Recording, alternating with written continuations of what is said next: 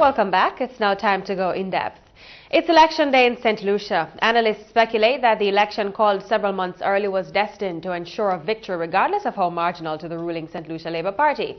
This, as polls released up to the beginning of the year, had given the SLP the slight edge of a one-seat majority.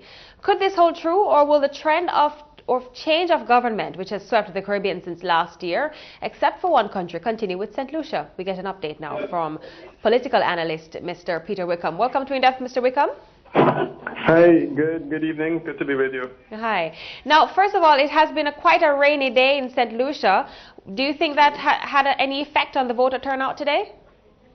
Well, I mean, so far we're still trying to assess that. The early indications have been that it has been spotty in the center. In some places it has, in other places it hasn't.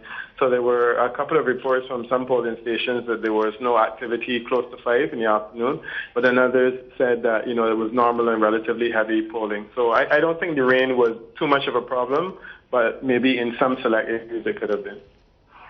What was the atmosphere like yesterday, which was the end of campaigning, I believe, leading into today? Yeah, I mean, usual excitement. I think the major rallies on Sunday, brought out large numbers of people. There's a level of enthusiasm in St. Lucia for elections that I haven't seen in many other Caribbean islands. People come to political meetings in large numbers, so there were big crowds. Usual entertainment, the type of thing that one would associate with political meetings. But I think that the climax of both campaigns would not have been this weekend, but last weekend. Oh, okay. Now, since about February this year, there have been continuous warnings against election violence. Were those warnings heeded? On Monday? Yeah. Relatively peaceful polling today, no major incidents reported.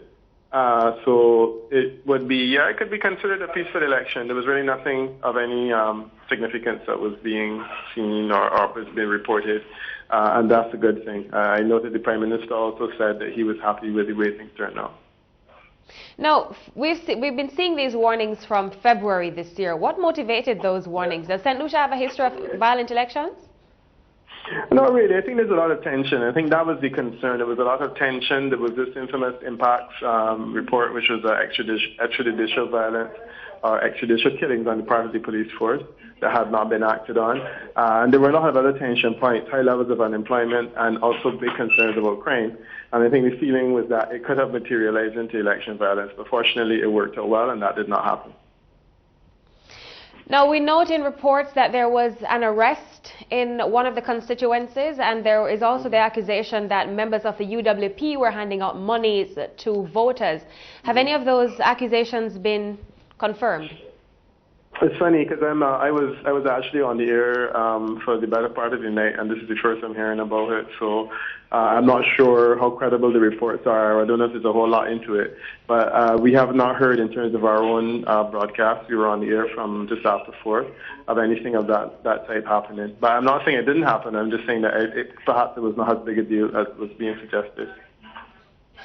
Guy Myers has insinuated that the fallout between St. Lucia and the Implementation Agency for Crime and Security Impacts is what could have forced the Prime Minister, Dr. Kenny Anthony, to call snap elections. Has his accusations received any support at all? Yeah, I've heard that being suggested, and certainly it could have been one of the factors that prompted him to call an early election. But I think the big issue for him was this whole concern that the UWP was shaping up. I mean, the strategy that he had was predicated on the assumption that the UWP would not be ready because it was a very fractured, disorganized party that lacked unity. Overnight, a number of those things changed, and it looked as though the situation would get better and better. So if you add the impacts scenario to that, then you would get a situation where it seemed logical for him to go early, and all of the pressure was being put in place. Would this situation with impacts have more of an effect on the UWP, or will it have an effect on the SLP? No, the SLP, because the concern was the extent to which there was no action that was being taken on the report. So to that extent, it was clearly something that would have impacted on the St. Lucia Labour Party and the government. Okay, now this was being viewed as a big deal. Did the UWP capitalize on that during its campaign period? Definitely. It was mentioned. It was on the platform. It was part of the issues that were being discussed. And I think that it was capitalized on in a major way. At this time, are any of the numbers being released from any of the polling stations across St. Lucia? Yeah, I mean, quite a few. The numbers have been coming in fast and furious. Their electoral office has a website that has been updated fairly regularly. We're now up to a situation where about 20% of the votes have been actually counted and declared. The UWP is showing leads in select constituencies. There are 5 of them that I was watching because they are the marginals, and in all of those, UWP is showing a lead that is reasonable at this early stage. So I can tentatively say that it looks as though the momentum that they had early in the campaign has carried forward. And if things continue at this rate during the course of the night, we're looking at a change of government in St. Lucia. If Alan Chastanet walks away the victor of this election, what do you think should be the first thing he does as Prime Minister? Well, I think the first 3 things he should do is deal with unemployment. Unemployment. That's the mantra. That was what was I think that's what has catapulted him, if indeed he does win, into office, because the feeling is that he will address those issues and deal with them in the way that the SLP has not been dealing with them. Unemployment is extremely high in St. Lucia, and that to me is really the Achilles heel of the St. Lucia Labour Party, that they have not dealt with that one problem, in addition to all of the other things that have come up.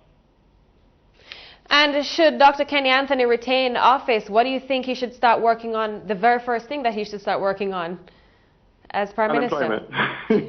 Yeah, no, I think unemployment. I think if he gets back into office, he should consider himself lucky, and he needs to start dealing with this issue of unemployment, which bothers people. I think impacts, yes. I mean, he has to start dealing with recommendations from the report, but more importantly, I think he has to start dealing with some economic bread and butter issues that have been bothering people in this space for too long a period of time.